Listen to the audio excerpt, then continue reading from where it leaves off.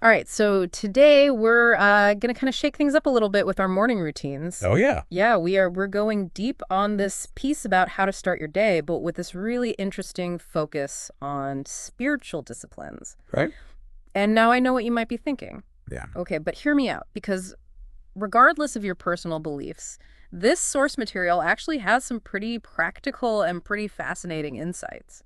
Well, you know what's so interesting to me about this whole concept of spiritual disciplines is that it's not really tied to any one religion. Okay. It's more about like intentionally cultivating a deeper connection with something bigger than yourself. Okay, so it's less about dogma and more about just tapping into a sense of purpose then. Exactly, yeah. Yeah. It's about aligning your actions with your values and then striving for something more meaningful. Okay, I'm intrigued. Yeah. So, what kinds of things does this source actually recommend then? Well, they've got this whole outline of 13 different habits, and I think some of them might surprise you. Okay. The first one is pretty straightforward, though. Pray first. Okay, yeah, that's pretty much what I expected. But how do they frame prayer in a way that would resonate with someone who maybe isn't particularly religious? They really emphasize starting your day with just a brief, intentional moment of reflection, acknowledging a higher power. Mm-hmm. But what I found so interesting is how they connect this to the idea of recognizing our limitations and seeking support beyond ourselves. Okay. I mean, think about it, even in secular settings, we often turn to like mentors or communities or even just nature Right. for guidance and strength. It's about recognizing that we don't have to go it alone. So tapping into that sense of interconnectedness, Yeah. even if you don't attribute it to a specific deity. Exactly. Yeah. It's about acknowledging that we're part of something much larger than ourselves and drawing strength from that. That makes a lot of sense. So what's next on the list? Well, habit number 2 is all about a quick Bible study. Okay. They suggest starting the day with a short passage and even like using apps to make it more accessible. Okay, now this one definitely feels a little bit more religion specific. Sure. How do they kind of bridge that gap for someone who might not be familiar with or interested in the Bible? The key takeaway here is the idea of engaging in a living conversation with a text, Mm-hmm. regardless of what that text is. So it's about active reflection, not just passively reading. Okay. They use the Bible as an example, of course, but you could apply this to philosophy or poetry, Right. a thought-provoking biography, anything that sparks your mind and gets you thinking critically. So it's about finding those sources of wisdom and inspiration that resonate with you personally. Precisely. Mm. And that act of engaging with challenging ideas first thing in the morning can help you approach your day with more clarity and intention. So instead of scrolling through social media, we're starting our day with like a mental workout. Exactly. It's about setting the tone for a more mindful and intellectually engaged day. All right, I'm on board with that. What's next? This one is a bit more unexpected. They recommend turning your commute or your morning routine into a moment of worship by listening to hymns or praise songs. They actually call it creating a mobile sanctuary. A sanctuary. Yeah, I like that. Tell me more about that. That's a really intriguing concept, Yeah. right? It highlights the idea that we can create sacred spaces wherever we are. Mm-hmm. And while they specifically mention hymns and praise songs, the underlying principle is really about using music to elevate your mood and shift your perspective. Okay. I mean, think about how certain songs can just instantly transport you back to a cherished memory Right. or evoke a feeling of peace and joy. So it's about intentionally choosing music that aligns with how you want to feel and experience your day. Exactly. It's about curating your own personal soundtrack for a more positive and fulfilling day. I love that. What about habit number 4? This one is all about short morning reflections. Okay. So they recommend pairing your coffee or tea with a bit of wisdom, using devotionals or inspirational apps or even just a moment of quiet contemplation. Okay, this feels very accessible even for someone who's not particularly religious. It is. It's about setting the tone for your day by engaging with positive and empowering thoughts. Mm-hmm. They call it mental priming. And research actually shows that it can have a significant impact on your mood, your focus, and even your decision-making throughout the day.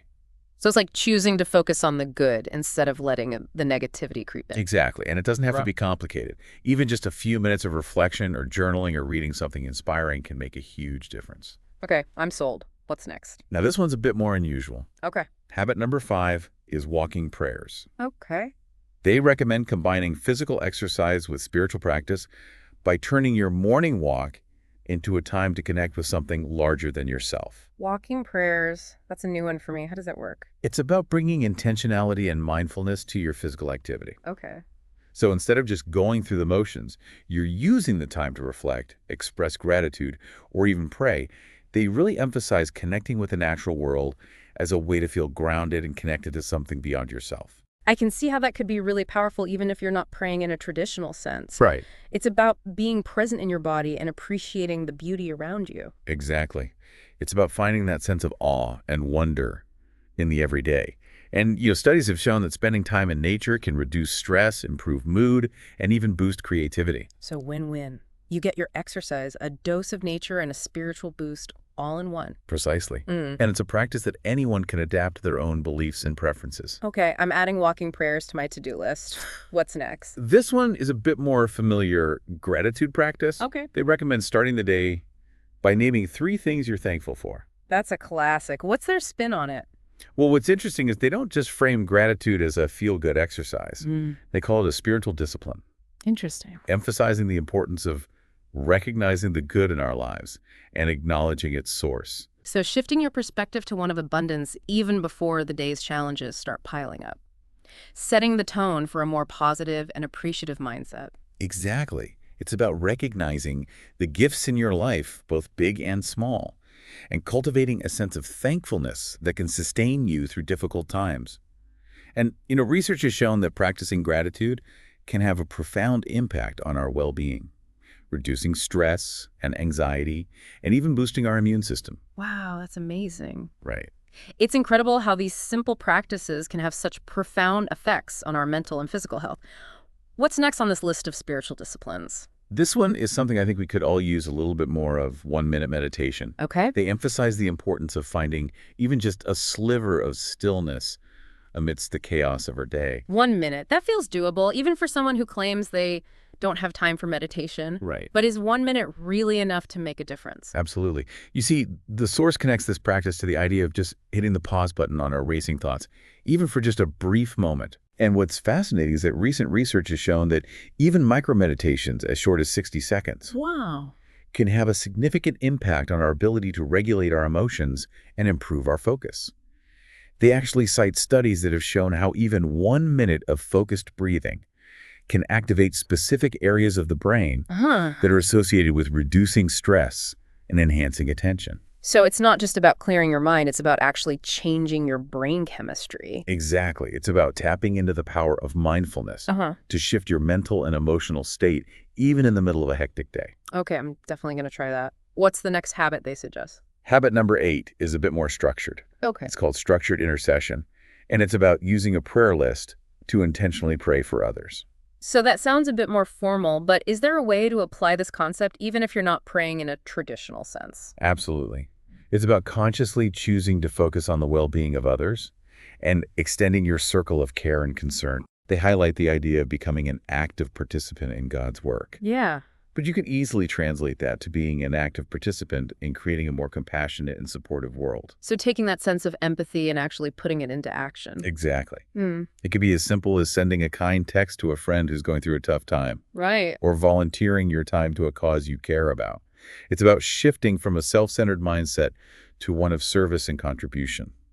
That's a beautiful way to start the day. It's like intentionally choosing to make a positive impact on the world around you. What's next? Habit number 9 is all about verse memorization. Okay. So they suggest deepening your understanding and connection to Scripture by memorizing a verse each week. Okay, that one definitely feels a bit more challenging, especially for those of us who aren't as familiar with Scripture. Is there a way to make this relevant for a broader audience? Absolutely. They use this really cool metaphor of a sculptor shaping a piece of art with each word of the verse chiseling away at our character. Like that. It's about the transformative power of language and how internalizing certain phrases can actually influence our thoughts and actions. So it's not just about rote memorization, it's about choosing words that embody the values and qualities you want to cultivate. Exactly. It's about finding those phrases that resonate deeply with you and using them as mantras or affirmations to guide your thoughts and actions throughout the day. Interesting. And there's actually a lot of research that supports the idea that affirmations can have a powerful impact on our self-perception and behavior. It's true.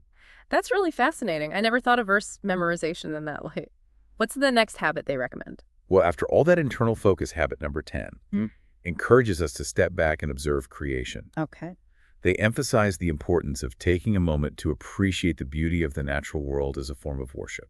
So finding those moments of awe and wonder in the everyday, whether it's a breathtaking sunset or the intricate details of a flower. Exactly. It's about cultivating a sense of reverence for the natural world and recognizing our interconnectedness with all living things.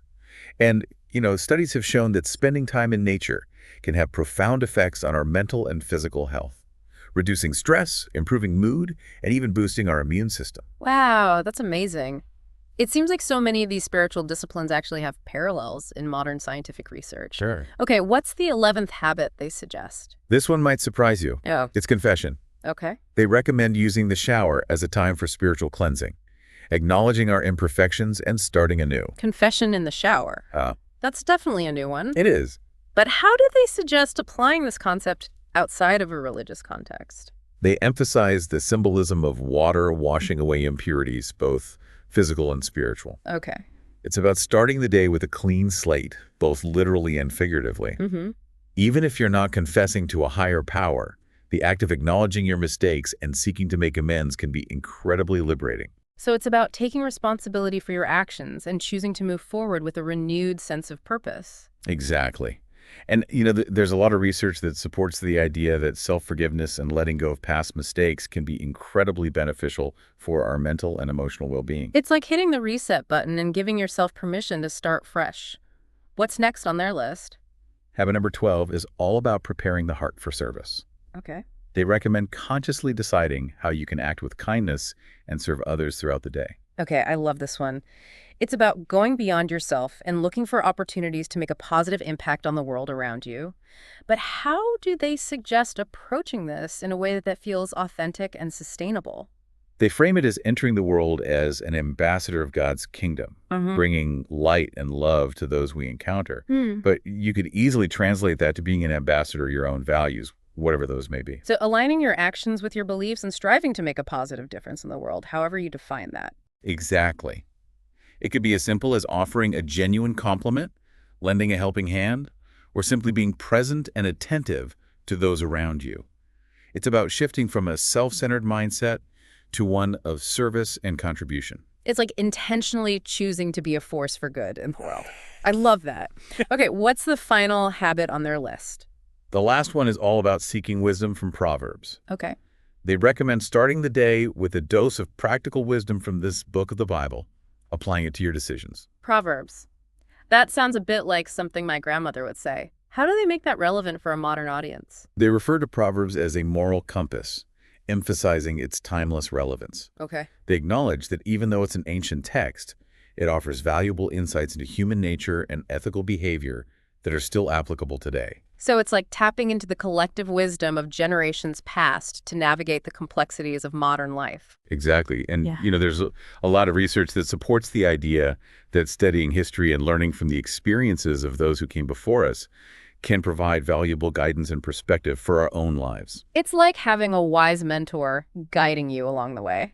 Okay, we've covered all 13 habits, and I have to say I'm impressed. Yeah. I was a bit skeptical at first, Yeah. but I can see how these practices could be incredibly beneficial regardless of your personal beliefs. That's what's so fascinating about these spiritual disciplines. They tap into this deep human need for connection, meaning, and purpose. And while they're often framed in a religious context, the underlying principles can be adapted to fit any belief system or lifestyle. I'm really starting to see, okay, so we've thrown a lot of information your way. Yeah, 13 habits, biblical references, brain science. that's a lot.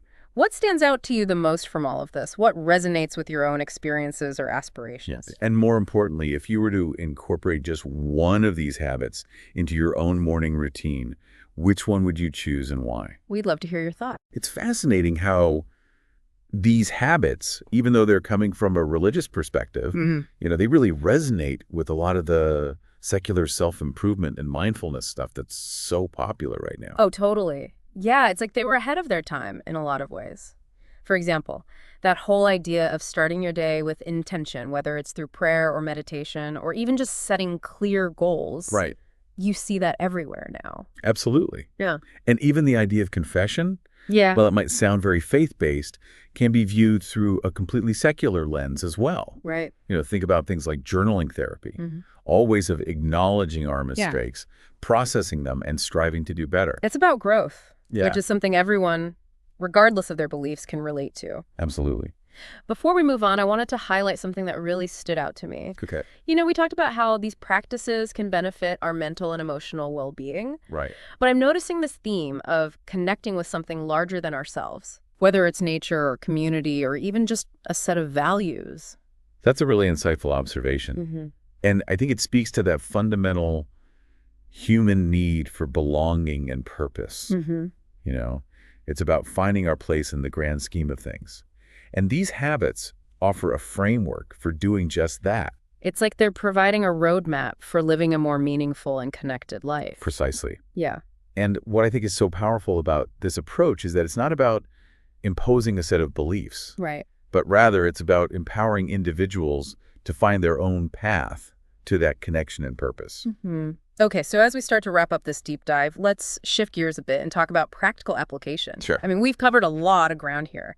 13 habits, different perspectives, biblical references, brain science. It's a lot to take in. It might feel a little overwhelming to think about incorporating all of these habits into your daily routine. Yeah, I mean, that's not really the point here. The beauty of this approach is that you can choose the practices that resonate with you the most and adapt them to fit your own unique needs and lifestyle. It's not about following a rigid set of rules, but rather finding what works for you and creating a morning routine that sets you up for success, however you define that. Exactly. And that's why we want to hear from you, the listener. Yes. We've shared our insights now.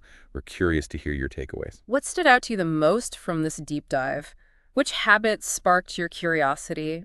And which ones do you think you might actually try incorporating into your own life? And remember, it doesn't have to be a radical overhaul of your entire morning routine. Yeah. Start small. Maybe choose one habit that really resonated with you and just experiment with it for a week. Right. See how it feels. See how it impacts your day, your mood, your overall sense of well-being. We're all about empowering you to create a morning routine that nourishes your soul and sets you on a path of growth and fulfillment. Yes. And who knows, maybe by experimenting with some of these habits, you'll uncover hidden depths within yourself, a sense of purpose and connection you didn't even know you were seeking. Exactly. It's a journey of self-discovery. So before we go, we want to leave you with one final thought-provoking question. Okay, hit us with it. If you could choose just one of these 13 habits to weave into your life, regardless of your personal beliefs, which one would it be and why? Take some time to reflect on that. We'd love to hear your thoughts. Share your insights on our social media channels or send us an email. We're always eager to connect with our listeners and learn from your perspectives. Because at the end of the day, it's about taking ownership of your mornings and crafting a routine that sets you up for a more fulfilling and meaningful life. Beautifully put. Now, we could probably talk about this all day, I know, right? but we know you've got things to do, lives to conquer. We're so glad you joined us on this deep dive into the world of morning habits. We hope you gained some valuable insights and feel inspired to start your day with intention. Until next time, may your mornings be filled with purpose, peace, and maybe even a little bit of that divine inspiration. It's really cool how even if someone doesn't consider themselves a spiritual person, a lot of these habits can be adapted and integrated into your routine in a way that just feels authentic to you. Absolutely. Yeah. That's what I think is so fantastic about this source material. It really offers a fresh perspective on some age-old wisdom. And it challenges us to think about our morning routines in a much more intentional and holistic way. It's like taking a step back and asking ourselves, how can I start my day in a way that really sets me up for success? Not just in terms of productivity, but also in terms of my overall well-being. Exactly. And, the beauty of it is that there's no one-size-fits-all approach. Yeah. It's about finding what really works for you, what Right. resonates with your values, and what helps you feel more grounded, connected, and purposeful. So whether it's, incorporating a quick gratitude practice or adding a mindful walk to your routine or finding, a source of inspiration to reflect on each morning, the key is to really experiment and find what brings you that sense of peace and fulfillment. Absolutely. And who knows, you might even discover that by incorporating some of these seemingly small changes into your morning routine, you actually create this ripple effect Yeah. that transforms your entire day and maybe even your life. That's a really powerful thought. So as we wrap up this deep dive, we want to leave you with a sense of empowerment and possibility. Absolutely. Yeah. You have the power to create a morning routine that sets you up for success, however you define it. And remember, it's a journey, not a destination. Be patient with yourself, experiment, and have fun with it. Absolutely. Thanks for joining us on this deep dive into the world of morning habits. Yeah. We hope you found it insightful and inspiring. Absolutely. Until next time, may your mornings be filled with purpose, peace, and a little bit of magic.